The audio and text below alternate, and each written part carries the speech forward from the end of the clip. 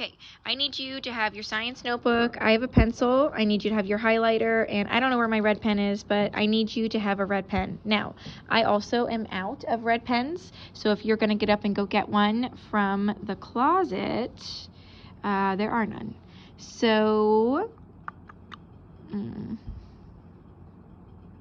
I tell you what, when I use my red pen, because I'm going to use it for certain letters, when I use my red pen, do it with your pencil and then just highlight over it so that at least it still stands out to you. So with your pencil, I want you to give me the date. So put 2/25, and I'm going to give myself a heading that just says basic forms of energy. We're going to be starting in energy unit. And right now we're just going to list out, because there are 6 basic forms of energy that we are responsible for. So I'm going to put 3 things underneath this, and then we're going to list some stuff out. One really important thing that we need to understand is just the fact that there are different forms of energy. So I'm writing, there are different forms of energy. I'm going to highlight this entire sentence.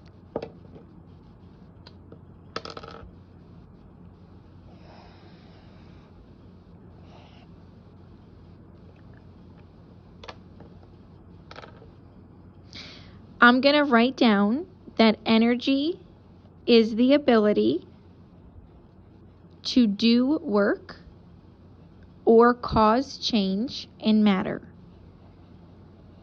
So energy is the ability to do work or cause change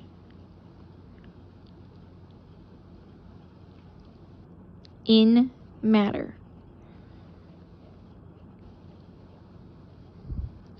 We're going to end up writing down an energy acronym. So oh, hang on, guys. I need Liam Wood to the cafeteria to go home. Liam Wood. Also, Miss Rhonda, can you call extension 35010? Okay, sorry. An acronym are certain letters that stand for something. So, like, an acronym could be PES, which stands for Palmetto Elementary School. An acronym could be NFL, so National Football League, okay? I don't know, the only one I can think of right now is NHL for National Hockey League, but acronyms are just letters that stand for something else. So we are going to have an energy acronym.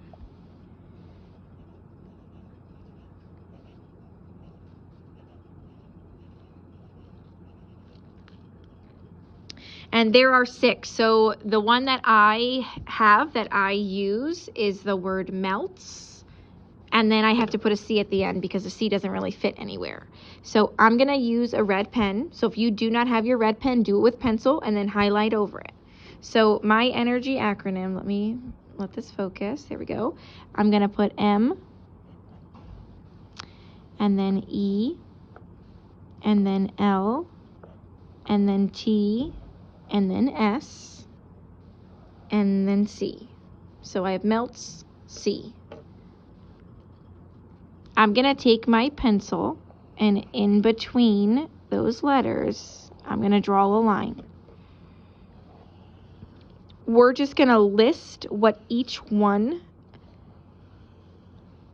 of the energies is, and we're going to just use some examples.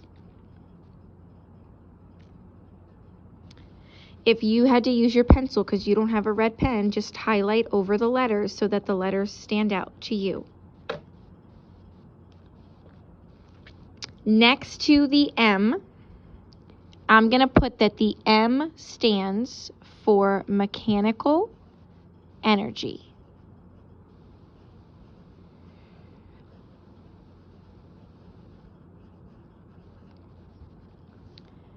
The big thing about mechanical energy is that it's supposed to show movement. So movement's going to be a big key giveaway for us. So I'm going to put movement, and I'm going to put a bubble around it.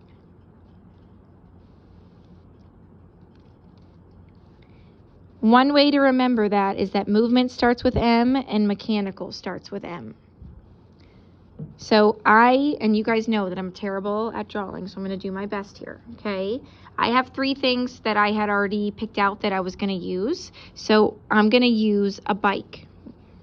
So I'm going to put 2 circles for the tires. That's a wheel. That's a wheel. Oh. Okay, let's see if I can draw this again. That's going to be good enough for me. Okay, but I'm going to label that that's a bike.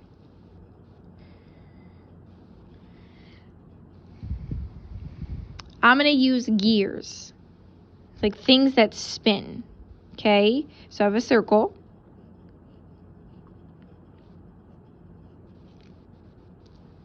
Kind of like the blades of a fan, because a fan could work too. Okay, because there's movement on a fan.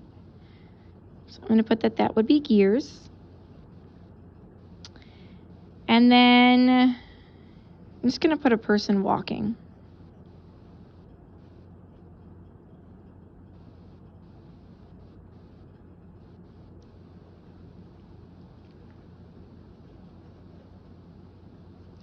Anything that shows movement uses mechanical energy. So just somebody moving, okay? You standing up in your chair, you walking to the bathroom, opening or closing a door, opening or closing a drink or a bag of chips. All that would be mechanical energy because there would be some movement there.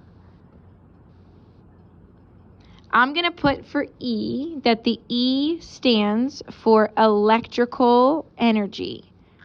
And we're going to go through electrical energy more, but a big giveaway for electrical energy is that it has to be plugged in to work. So things that would have to be plugged into work use electrical energy. So I'm going to say that that's just a TV. Now, I'm going to try to draw a plug. That's as good as I can do. Okay, but I'm going to circle it so that I see it. Things that have to be plugged into work. Let's see, can I draw a blender? I'm going to make a box. This is not working. Let's see.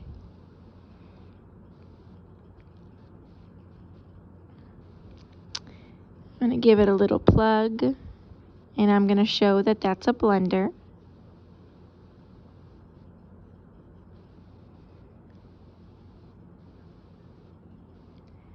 Something else that has to be plugged into work, I don't know, just our pencil sharpener. So I'm going to make a circle, sorry.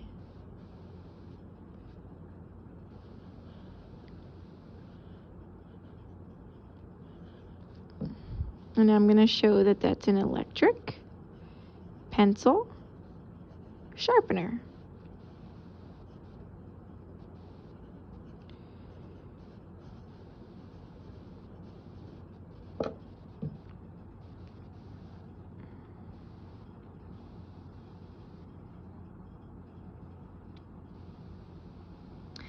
When I do L is just light energy. So anything that gives off light. So something as simple as a light bulb, okay? It gives off light. So I'm going to do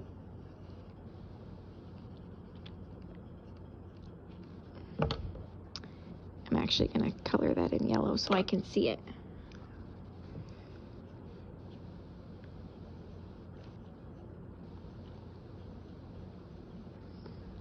Okay, a traffic light where it shows you like red light, yellow light, green light.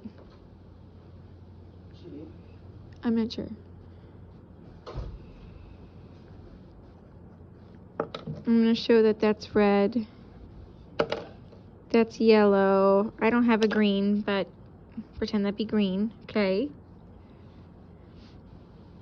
And then we're going to mess with this. So I want you to draw a few squares because we're going to practice when we start talking about light energy. using lasers to make a maze. Anything that gives off light goes with light energy. Your phone screen gives off light energy. Okay, you turning on the bathroom light when you go in there gives on off light energy.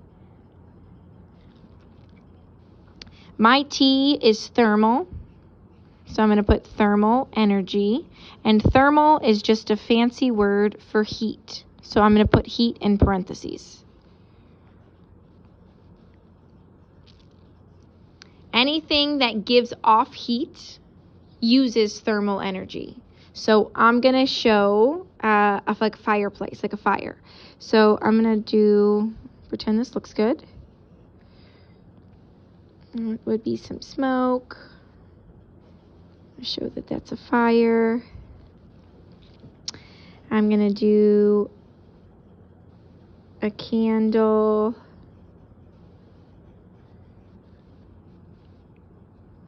And a stove.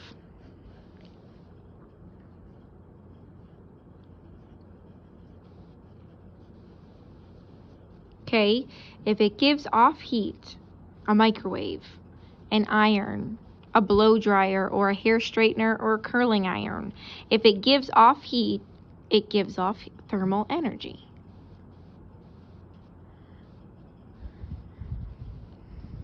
My S is for sound, so I'm going to put sound energy.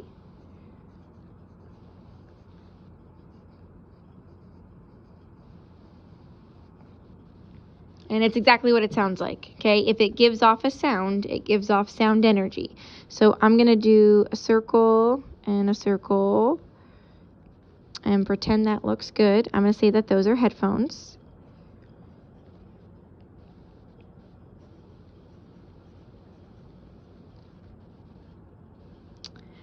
Somebody just yelling, someone shouting.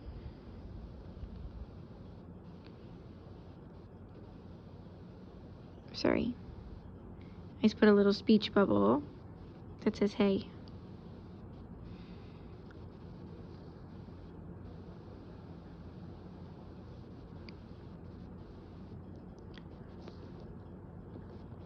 Even talking, but talking, shouting.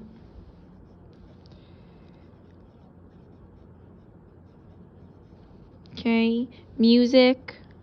I'm trying to draw some music notes, but I'm not Miss Fletcher, so we'll see how I do.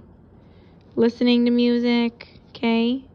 If it gives off sound, it gives off sound energy. The last thing, and then we're just going to fill in the C, and then we'll be done. The last thing is chemical. Chemical energy, and we're going to spend time looking at this next week, is something that's stored. So I'm going to put stored, and then I'm going to put a bubble around it because it's going to be a giveaway for me. Easy things here would be a battery. So I'm going to put a little rectangle with a plus and a minus.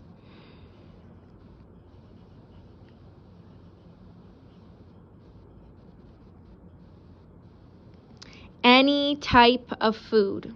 Literally could be a donut. It could be a taco. See if I can draw a taco. Not bad. Some Cheez-Its. Okay, any type of food. And then gas. Like gas for a car. If you think about the fact that batteries, everything that the battery needs is stored inside of the battery, and when it's gone, it's gone. Our bodies will store the food that we eat and use it for energy so that we can move around. And then, your car, if mom fills up her car with gas, then the car stores the gas that she puts in there and it uses it to go. So the only other thing I want you to do at this point is I'm going to highlight the bubble here that says movement. I'm going to highlight the bubble here that says stored, and that's it. I need you to make sure that you have what I have, which means you have the same little things drawn and labeled so we know what they are. I need you to make sure that you go show the sub your notes, because you can't move on until your paper matches what mine shows.